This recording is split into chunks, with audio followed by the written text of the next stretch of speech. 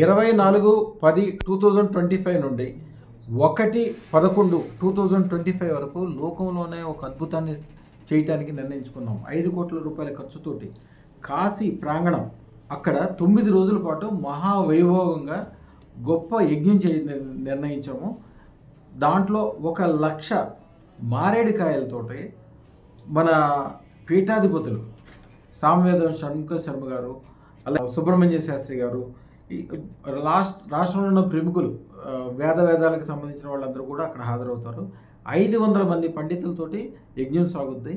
ఇది మేము ఏం చేసినా కూడా ఐశ్వర్యం కోసం చేస్తామని తెలుసు. మేము ఏం చేసినా కూడా ఐశ్వర్యమే ప్రధానం. ఎందుకంటే మేము పూజ చేసేది, మా ఉపాసన అన్నీ కూడా సర్వేశ్వరుడు, సర్వ ఐశ్వర్యం ఇచ్చేవాడు, అలాగే అదృష్ట మహాలక్ష్మి. 9 రోజుల పాటు జరిగే దీంట్లో ఎవరి గోత్రనామాలు కావాలనుకుంటే వాళ్ళ గోత్రనామాలు మాకు పంపించండి.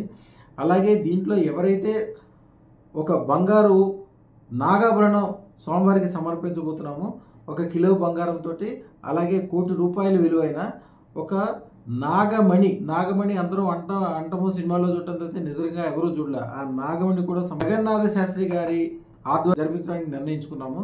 ఒక అద్భుతం. దీని గురించి ఎవరైతే కొద్దిగా వాళ్ళ గోత్రనామాలు దాంట్లో వస్తాయో వాళ్ళ పేరు, ప్రతిష్ట, వ్యవహారము అన్నీ పెరగటమే కాకుండా అత్యధిక ధన సంపదలతో పాటు కాలసర్ప దోషం అనేది దగ్గరగా ఉండదు. ఎందుకంటే నాగాభరణం సమర్పిస్తున్నాము.